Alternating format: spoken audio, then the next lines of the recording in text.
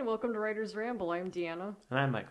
It's November, and you know what that means. A lot of people panicking. And turkeys. Writing dialogue can be really hard, especially if you're trying to make it sound, realistic. Or if you just want it to flow well. I don't know about you, but I think of the best dialogue when I'm busy, whether it's taking a shower, driving, doing dishes, or like literally anything else, until I sit down in front of my laptop and then I go, what are words? So if you relate with this, then the method that I have might work really well for you. I feel like the advice I have isn't anything like groundbreaking by any means, but it's just a method that I've just latched onto over the last few years, and I just haven't gone back. It's just worked really well for me personally. So in cases where I don't necessarily have time to sit down and write out a whole scene, but rather I just have the inspiration, or, the characters are talking to me, quote, this is what I like to do. I often think about screenplays or maybe Shakespeare's classics where, if you really look at them, it's like 95% just dialogue. So in the case of screenplays or plays, as you may know, you'll often just see the name of the character and then just a string of dialogue. You might sometimes see an action thrown in there, but pretty rare. So, think about what you want your characters to say and just write down only their lines along with their name. And I'm going to put an example on the screen of, a very basic scene, nothing very interesting, but just for, painting the scene here. So Sally here says, I don't want to go to the park today. And John says, why? The weather's awful. Just take this. Obviously not a super exciting scene, but you get the gist. So what I like to do is I just write these words on either a piece of paper or in a separate document. Sometimes I just have it at the bottom of whatever page I left off on where I just see the dialogue and who it's coming from. And then I just plug it in later, and it just makes writing the whole scene a lot faster because, like I mentioned, I might just not have time to actually write the whole scene, but I'll at least have the dialogue covered. And then later, once I am ready to plug in those sentences, their dialogue, I can just drop it in there. And I've had some scenes go by so much quicker that way, and it's a real lifesaver for me. For those interested in saving time during this month for no particular reason, that might be helpful. But I like to do it this way because I feel like whenever I'm just kind of coming up with dialogue on the spot, I feel like it just flows better. It sounds more realistic, and because of that, it just works better that way, versus if I'm staring at my laptop screen trying to force the whole scene to unravel. It just doesn't really work that way. But, just quick get the words down, come back to it later. It's just better that way for me.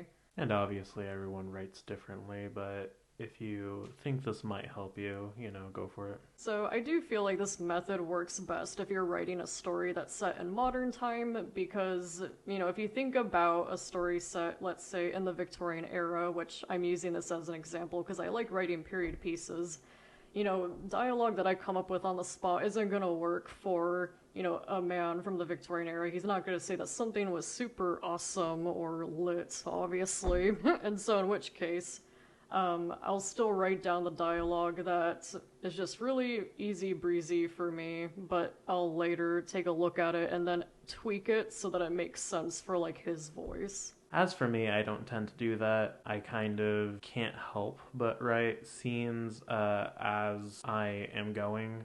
I can't really think out what should be said in a scene beforehand without just kind of writing the entire scene. I don't know. It sort of forms as I'm going in my head, and it's just more convenient for me to add in the details as I'm going. Otherwise, I'll forget the details because it's a mental image. It's all there at one point, but if I leave it be, it'll kind of scatter.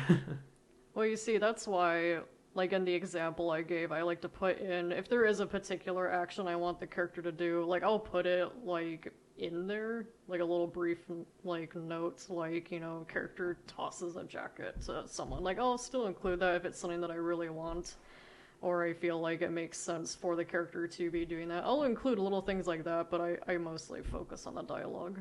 But everyone writes differently.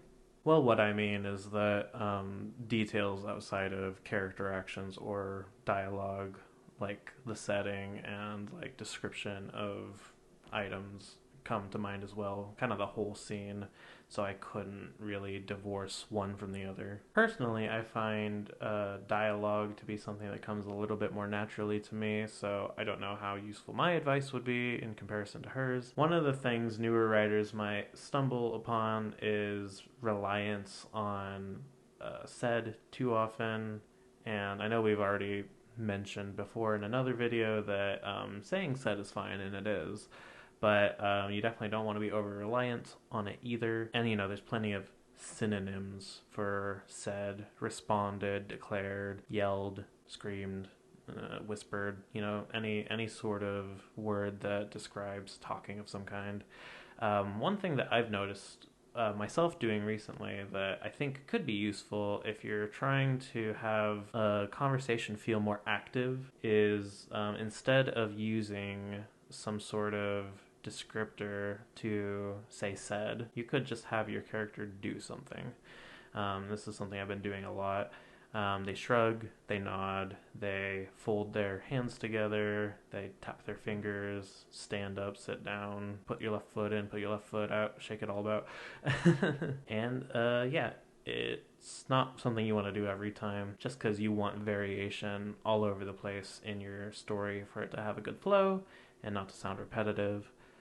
But yeah, going for character actions can also just kind of inject a little flavor into a scene as well if it is a quite dialogue heavy scene, just so that readers can in their minds sort of have more to entertain themselves than just the words. I suppose. And also keep track of who is talking. Yeah.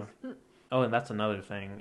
If you find yourself saying dialogue tag she said, dialogue tag he said, dialogue tag she said, and it's just very repetitive like that, you could also, especially if only two people are talking, just omit any sort of descriptor and just have one dialogue, then the next, then the next, instead of any she says or he says added. And especially if it is in quick succession, that's like a good little shortcut to having quick dialogue. It's just literally only the stuff inside the quotations back and forth between two people. That tends to work for me as well if it is supposed to be a little bit more fast-paced. Yeah, as long as you still sometimes, have a dialogue tag, because if there's none at all, people will get lost. Yeah, no, you should use it sparingly, and especially if there's like even more than two people, it starts to stop making sense, so use it sparingly. Yeah, everyone writes differently. I have my method that works for me, and maybe you guys have a method that works best for you, in which case, let us know in the comments, because there's a whole bunch of people that could use tips this month with it being a NaNoWriMo, but you can expect to see more writing related tips all of this month since it's November. We're not personally partaking in NaNoWriMo, so I guess we're kind of like those fat gym teachers that just yell at you to do more push-ups, but we are there in spirit to help support you. Yeah, I was gonna say, no, we're supporting you. Moral support. Don't ask us to do anything, though. I do actually want to, challenge myself a little bit, though. I was like, yeah, I should at least, work on my story. Not that I'm gonna write a whole story within a month, because I'm already in the middle of a project, but, I'll probably do my own little challenge to increase my word count there. What about you, Michael?